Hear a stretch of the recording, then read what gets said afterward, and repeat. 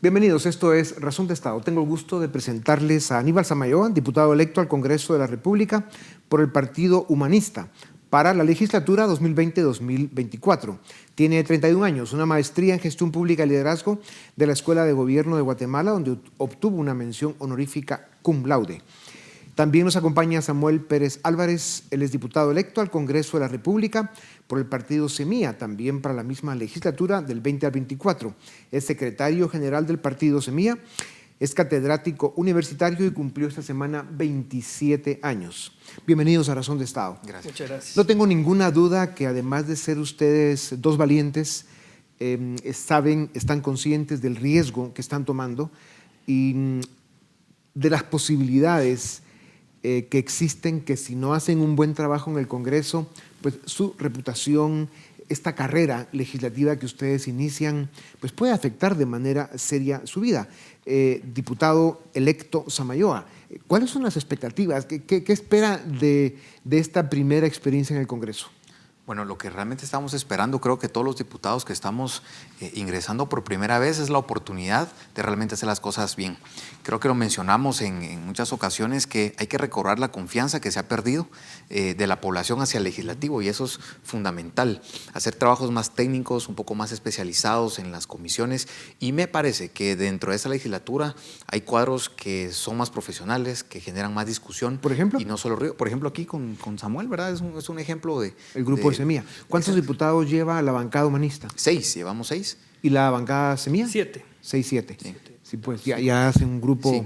Bueno, por supuesto, dentro de muchas bancadas, inclusive dentro de la nuestra, hay justamente ese deseo de hacer discusiones parlamentarias de altura que beneficien justamente y que el resultado sean leyes que nos permitan, entre otras cosas, generar más desarrollo.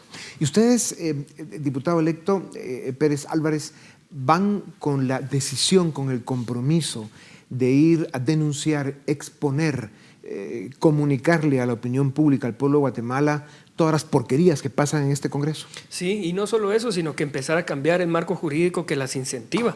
Ahorita en el proceso de constitución del partido identificamos una parte que se tiende a ignorar en la parte de la corrupción. Muchas veces los casos de financiamiento electoral ilícito son en la parte electoral precisamente, pero hay un montón de incentivos para la corrupción y la opacidad en el proceso de constitución de los partidos políticos. Llevamos ya 2 años, yo digamos en el cargo de secretario general del partido, conociendo de fondo la peor forma de hacer política, y que tiene que ver con la ley electoral y partidos políticos, por ejemplo. No es casualidad, es una decisión política que se incentive la opacidad y la corrupción. Tuvimos candidatos a alcaldes, a diputados, incluso candidatos presidenciales que jamás debieron ser candidatos a nada, más que a tener un número y guardados en alguna prisión de las que tiene el país, en muy mal estado, por cierto. Pero en todo caso, de los partidos políticos que están en proceso de cancelación, ¿cuáles más deberían de estar? ¿Qué otros partidos deberían estar? Porque son claramente cuevas de delincuentes que se han organizado y que han crecido, incluso algunos pasando por el Estado, por el gobierno, como fue el caso de la UNE, y lo que han construido pues son maquinarias electoreras, en buena medida, no todos, pero sí con una impresión lamentablemente evidente de que se dedican a saquear al Estado y aprovecharse de las instituciones de la democracia. ¿Qué partidos deberían irse cancelando? Bueno, yo creería más bien que solo cancelando, fortalecer el Tribunal Supremo Electoral, esas capacidades que necesita justamente para entender esa actividad investigativa que deben hacer dentro de los partidos y empezar a generar las acciones concretas. Lo que pasa es que la percepción, digamos, es de que hay partidos que han hecho, y de hecho postularon, narcopresidentes, narcodiputados y narcoalcaldes, y que de hecho mucho del narcotráfico hoy tiene representación en el Congreso, en las alcaldías. Y es ahí donde tenemos que enfocar, digamos, justamente los esfuerzos, y el tribunal pues dictaminar si los que hoy están en proceso de cancelación cumplen, digamos, las premisas jurídicas para llegar justamente a esa cancelación y empezar a sentar precedentes. Lo cierto es que la democracia es tan débil que lo que ocurre es que o no quedan y se extinguen, o quedan y no sobreviven más de 1 o 2 elecciones. Diputado electo Pérez, ustedes serán diputados primerizos y llegarán al Congreso en un momento en la vida de Guatemala donde, así como tenemos oportunidades importantes, también hay amenazas que son muy graves. Guatemala necesita reformas profundas. ¿Cuáles son las reformas que ustedes ven como prioritarias Enumerémoslas primero y luego le preguntaré con qué otros grupos que van al Congreso creen ustedes que pueden hacer alianzas y acuerdos para poder empujar estas reformas. Sí, hay temas claves en diferentes sectores, por decirle así, en el país que hay que reformar. Y precisamente en la agenda legislativa priorizamos la parte del rescate del Estado, la reconstrucción de las instituciones y de poder responder a la población. Ya. Ese era el marco de guía. Podemos enumerar reformas, por ejemplo, en administración pública, en el rescate del Estado, el servicio civil y la administración pública en su totalidad. El presidente electo Yamatei ha dicho también que tiene la intención de ir por esa reforma. Sí, Eso es de hecho positivo. debiese ser una prioridad. Es que no se pueden implementar políticas públicas si las instituciones no están funcionando y la administración pública sirve a la corrupción o la incentiva o no. ¿Qué otra reforma? La parte en lo económico, probablemente la ley de competencia vaya a ser prioritaria, no solo para garantizar certeza jurídica para las inversiones extranjeras, sino que para dinamizar la economía, que ahorita hay riesgo de recesión, por ejemplo. La parte del sector justicia, poder garantizar una carrera judicial meritocrática que no implique esta negociación que estamos viendo ahorita en el Congreso, que casi que se tranza impunidad por continuidad. Mencionó antes la ley electoral y de partidos políticos. Exactamente, en el sistema político, la ley electoral y de partidos políticos, que rompa esas dinámicas. Y la ley de compras y contrataciones sería la otra que está en el tintero pendiente desde hace Exacto, años. que esa va en la parte de reconstrucción institucional. Los bandidos, los pícaros que han manejado el Congreso ya por demasiados años, fueron encontrando a través del tiempo toda clase de excusas, artimañas y trampas para evitar el llegar finalmente a realizar pues estas reformas tan importantes, la emisión de estas leyes tan necesarias para Guatemala. ¿Cómo van a ser ustedes para vencer, digamos, ese monstruo criminal que ha tenido en gran medida controlado el legislativo, a pesar de que ahí ha llegado muy buena gente, como lo serán ustedes, a intentar de hacer las cosas bien? Bueno, naturalmente a través de alianzas. Eso es una lógica, digamos, legislativa que se da en el dinamismo de aprobación de leyes, pero especialmente la discusión de leyes. Y me parece que no hemos tenido la altura legislativa hasta el momento y esperamos pues propiciarla para poder realmente discutir a fondo los problemas. Eso es abrir el debate, generar los insumos de vuelta y empezar entonces con la gente entendiendo cuál es el problema y por qué la necesidad, digamos, de un proyecto de ley importante, como hemos hablado. Ley de servicio civil, ley de contratación del Estado, inclusive la ley de antejuicio, es una ley que hay que ponerle bastante ojo, entre muchas otras que tenemos pensadas entrarle, y bueno, evidenciar entonces la necesidad de hacer, digamos, los convenios dentro del Congreso y obtener los votos necesarios. Aquí hay que hacer mucho trabajo de negociación. Cuando se habla de entrarle, también hay que hablar de otra palabra que usted mencionó y es alianzas.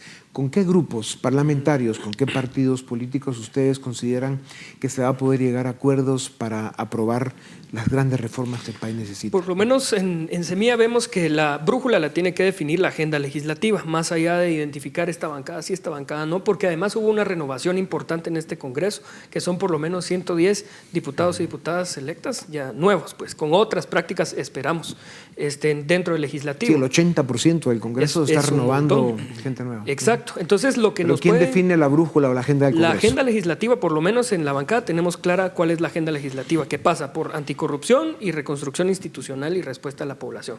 Quienes se quieran subir a esa agenda, que esperamos y creemos que hay buena cantidad de diputados y diputadas que pueden subirse a esta agenda, pues vamos a poder negociar. ¿Quiénes? ¿Una idea? ¿Qué partidos? ¿Qué hemos grupos? visto en Humanista coincidencias, hemos visto con otros partidos que dentro de sus agendas legislativas llevaban esta parte, pero también hay partidos que han vivido de la corrupción y de la opacidad y que definitivamente no van a legislar en contra de la corrupción.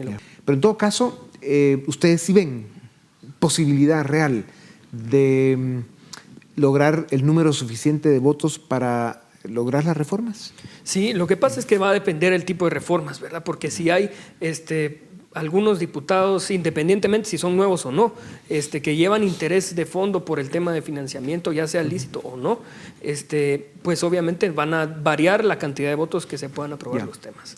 Claro, me imagino que ustedes están conscientes que Guatemala necesita avanzar, liberarse de esta asfixia por la que ha estado ya demasiados años, y más que ir a encontrar en qué están en desacuerdo, habrá que ir a buscar en qué están de acuerdo, un número suficiente de votos para ir aprobando las reformas. ¿Es correcta esta afirmación o les motiva a estar de acuerdo con ella? No, seguro, y de hecho hay que buscarlas. En la medida, por eso decía, en la medida que se ponga en la discusión de la gente los temas que son realmente de interés, entonces tendremos una mejor afirmación dentro del Congreso de cómo llevarlos a una negociación firme, digamos. Y eso creo que es valiosísimo y es importante. Y eso es el trabajo que hay que hacer día a día. No podemos dejar que la democracia, los derechos humanos, salvaguardar vidas, se interpongan por discusiones efímeras y de poca profundidad, sino realmente establecer qué es un Estado y para dónde vamos. Yo creo que hemos perdido el norte realmente de eso. Ustedes dos representan a dos partidos políticos nuevos que, independientemente de las diferencias ideológicas que se puedan tener, que sospecho que hay muchas más coincidencias de las que incluso todos creemos, pero el hecho de ustedes representar eso, dos fuerzas políticas nuevas, renovadoras, que buscan el cambio, tienen una enorme responsabilidad, no solo de ir a cambiar la dinámica desde el Congreso, sino también la cultura política del país, la forma en que ustedes van primero a descubrir la corrupción y los arreglos oscuros que abundan en el Congreso, sino también a exponerlos y a denunciarlos. ¿Cómo van a manejar ese ejercicio de la democracia? Sí, yo creo que hay una diferencia importante con partidos nuevos, pero que de verdad quieren hacer bien las cosas, como es el caso nuestro, ¿verdad? Y es que la responsabilidad es con respecto a la población y no con respecto a intereses de financiamiento ilícito, por ejemplo. Entonces, a quien tenemos que rendirle cuentas es a la población. Es poder recuperar ese vínculo que existe entre la agenda de la ciudadanía y la agenda del Congreso, llevarla de las calles a las instituciones públicas, porque ahorita había una barrera y se legisla absolutamente lo contrario de lo que se demanda en las calles, ¿verdad? Y eso es importante. Sí. Yo estoy consciente que el hecho de que no quieran, digamos, compartir con nosotros en este momento nombres de grupos o bancadas o de diputados con los que pudieran llegar a acuerdos, asumo que sí están conscientes que ahí en general no van a ir a encontrar niños de primera comunión ni hermanitas de la caridad, y que al final tendrán que, como buenos políticos en los que tienen que convertirse, manteniendo sus principios y practicando la política con transparencia, tendrán que ir a buscar diputados y diputadas con las que hayan acuerdos que sean de beneficio para el país, aunque por otro lado puedan tener desacuerdos hasta incluso en la forma que algunos de esos diputadas o diputados manejan la política. Sí, bueno, en realidad, de hecho, hay ya liderazgos armados. Hay muchos diputados que, bueno, van a entrar con nosotros en esta legislatura, que han demostrado un liderazgo en sociedad civil, en tanques de pensamiento, y que han demostrado consecuencia, digamos, en lo que entienden cómo debe funcionar un Estado. Entonces, para nosotros eso es de apreciarlo y de buscarlo y justamente generar alianzas. Digamos, nosotros sí hemos tenido acercamientos y viceversa con otras bancadas que creemos que son afines, digamos, al tema. Hoy hablamos que a pesar del tema ideológico que exista, entendemos para dónde tiene que ir el Estado. Y eso es superable en cualquier forma cuando se entiende una visión de Estado clara y lo que debemos lograr para el desarrollo. Es imposible que todavía en este país sigamos pensando que 1 de cada 2 niños tiene nutrición crónica, por ejemplo. Sí. ¿Cómo van a manejar ustedes la dinámica con los dos partidos que tendrán las bancadas mayoritarias? Primero el caso de la UNE, que llevará 52 diputados, si no es que ya sumó más, y luego la bancada del partido oficial Vamos, que tendrá 17 diputados. ¿Cómo van a ser esas dinámicas? ¿Cómo van a evitar que sobre todo el partido UNE, usando las mismas mañas que ha usado tradicionalmente en el Congreso, no se convierta en una aplanadora porque pueda, digamos, articular esas alianzas perversas y muchas veces hipócritas que han manejado en el Congreso para no hacer lo que el país necesita o para, digamos, pretender dar la impresión de que están de acuerdo en cosas, pero realmente no están? Todo ese juego sucio que se maneja en la política de Guatemala. Sí, yo creo que hay una cuestión importante aquí con un Congreso muy atomizado que puede ser una oportunidad porque no hay una aplanadora en realidad. Cualquier bancada, independientemente de su tamaño en este momento, requiere hacer alianzas. Y por eso el tema es con base en qué va a ser las alianzas. Si lo va a hacer con base en prebendas y en comprar votos, pues ahí no va a contar con nosotros. Pero si lo va a hacer con base en una agenda que pueda rescatar el Estado y reconstruir las instituciones del país, pues ahí vamos a estar. El Congreso perderá en la legislatura del 2020-2024 a un partido político que jugó un papel decente, correcto, protagónico en las últimas 2 décadas probablemente, que es Encuentro por Guatemala, el que todavía hasta hoy sigue Ninés Montenegro a cargo. ¿quién va a sustituir, digamos, ese valor y esa valentía que ella demostró por tantos años ahí? Y luego, ¿cómo van ustedes a enfrentar toda esa experiencia acumulada, en muchos casos oscura y perversa, que han tenido partidos como la UNE, o todos los desechos que han ido quedando del Patriota, del Líder, del FRG y otros partidos que no fueron, digamos, no han sido parte de una historia limpia y positiva para Guatemala? Realmente en el Partido Humanista sí vemos claro la importancia de darle consecuencia a esas buenas acciones. He tenido personalmente por lo menos la oportunidad de acercarme a algunos diputados de Encuentro por Guatemala y de conversar con ellos y pues que me expliquen y me nutran, digamos, un poco de cómo es vivir ahí el tema de fiscalización y cómo darle consecuencia. A pesar de que la bancada humanista pues está en esa disposición de darle continuidad, digamos, a esos trabajos, no dudo que otras bancadas van a hacer lo mismo. Es decir, no abanderemos o no es la idea de abanderar con un diputado el tema, sino creo que un Congreso con una oportunidad y una ventana de oportunidad más grande de 110 diputados nuevos, se puede hacer un trabajo todavía más consistente y contundente. Claro. ¿Qué dice del sistema de justicia de Guatemala y del Tribunal Supremo Electoral el que estén en una forma tan hambrienta, dedicados a intentar cerrar un partido como Encuentro por Guatemala, por ejemplo, pero que en contraste a eso se haya visto esa complicidad tan decepcionante con un partido como la UNE, que ha violado prácticamente todas las leyes electorales y otras cuantas más? Yo sí quisiera ser bien claro con eso, porque sí es importante ponerle atención al tema de la elección de jueces y magistrados que ahorita está llevándose a cabo. Y hay un claro conflicto de interés de personas que están ahorita eligiendo jueces y magistrados o que potencialmente lo podrían hacer y que también están siendo perseguidos por casos de corrupción. Y no es posible ser juez y parte en la toma de decisiones de este tipo.